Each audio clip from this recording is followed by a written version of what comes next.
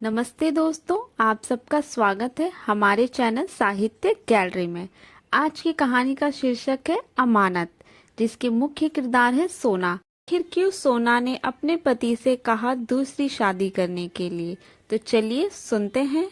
आलीशान कोठी, नौकर चाकर, अपार संपत्ति, बड़ी कंपनी की मालकिन, सब कुछ तो था सोना के पास, यथा नाम तथा काम।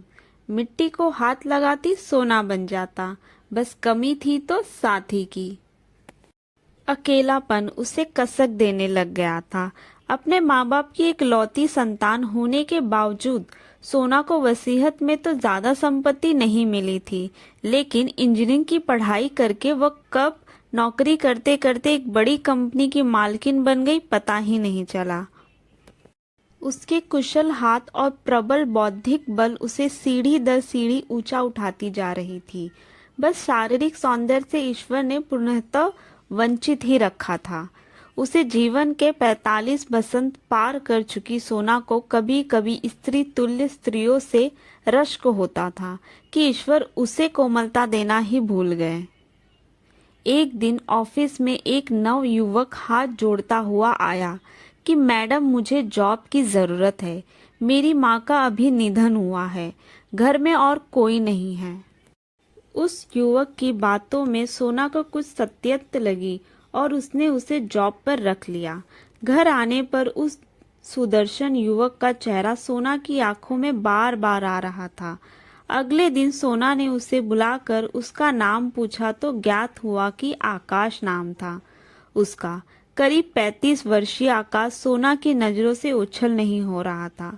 कुछ समय विचलित रहने के बाद सोना ने अपनी उम्र से छोटे आकाश के सामने विवाह का प्रस्ताव रख दिया। मौजूदा हालत को देखते हुए आकाश ने भी विवाह के लिए रजामंदी दे दी। सोना के तो मानो जीवन में बहार ही बहार आ गई।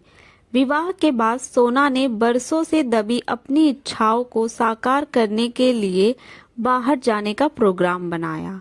आकाश भी जीवन के अभाव से लड़ते लड़ते मानो सुख के सागर में आ गया हो। सोना ने अपनी कुरूप काया को बाजार के महंगे से महंगे सौंदर्य चीजों से सजाना शुरू कर दिया। 6 महीने कब गुजर गए पता ही नहीं चला। एक दिन रविवार को आकाश अपनी बालकनी में बैठा तो उसकी नजर सामने एक युवती पर पड़ी जो धूप में अपने केस सुखा रही थी। उसका अप्रितम सौंदर्य और युवावस्था आकाश को बेचैन करने लगी। सोना की प्रौढ़ावस्था उसे अब कुछ विमुख सी लगने लगी। एक दिन सोना को कंपनी के काम से बाहर जाना पड़ा। अचानक दरवाजे की घंटी बजी तो सामने उस सुंदर चेहरे को देखकर आकाश मुग्ध हो गया। नीला नाम है उसका। मुझे दही लेना था आपके यहाँ से। आकाश नीलम को एकटक देखता रहा, फिर अचानक उसकी तंद्रा टूटी और उसने दही दिया। नीलम और आकाश ने एक दूसरे का परिचय दिया, फिर दोनों एक दूसरे से मिलने के बहाने ढूंढने लगे और दोनों का आकर्षण बढ़ने लगा। दोनों के बीच हंसी ठिठोली होने लगी। एक दिन अचानक नीलम ने आकाश से कहा, तुम मुझे अच्छे लगते हो। आकाश ने नीलम से कहा, मैं शादीशुदा हूँ। लेकिन उसके अंदर का कमजोर पुरुष उसे नीलम की ओर आकर्षित करने लगा। आकाश और नीलम दोनों अक्सर मिलने लग गए। एक दिन सोना कंपनी के काम से बाहर गई थी। नीलम मौका देखकर आकाश के पास आ गई थी। अचानक दरवाजे की घंटी बजी। सामने सोना खड़ी थी। सोना को देखकर नौकर ने पूछा, अरे मेम साहब, आप एक दिन पहले ही आ गई। हाँ रामू, मीटिंग कैंसिल हो गई थी इसलिए मैं जल्दी आ गई।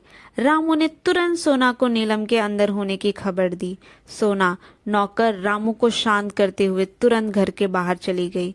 सोना की अनुभवी नजर सब समझ चुकी थी, लेकिन वो आकाश से सच्चा प्यार करती थी और अपने प्यार को बदनाम नहीं करना चाहती थी। अगले दिन सोना नियत समय पर घर आ गई और उसने आकाश के सामने ऐसा व्यवहार किया जैसे उसे कुछ पता ही नहीं।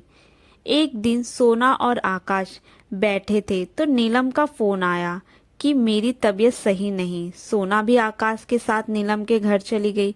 दोनों नीलम को लेकर हॉस्पिटल गए। वहां पता चला कि नीलम मां बनने वाली है। आकाश के चेहरे की रंगत उड़ गई। तो सोना ने आकाश से पूछा कि तुम इतना क्यों घबरा रहे हो? मुझे सब पता है, तुम परेशान मत हो, मैं कोई उचित हल निकालूंगी।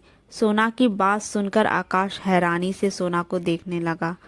उसकी नजरें शर्म से झुक जा रही थी। वो कुछ कह नहीं पा रहा था। सोच रहा था सोना को कैसे पता चला। सोना उसकी मन स्थिति को समझ गई। फिर उसने सब बताया कि रामू काका ने उन दोनों के बारे में पहले ही बता दिया था। सुनकर आकाश के आश्चर्य का ठिकाना नहीं रहा कि सब कुछ जानने के बावजूद सोना ने कितने संयम से काम लिया। वो सोना के चरण पकड़ना चाहता था, लेकिन सोना ने उसे गले से लगा लिया और कहा कि इसमें किसी का कोई दोष नहीं है, ये सब परिस्थितियों का खेल है।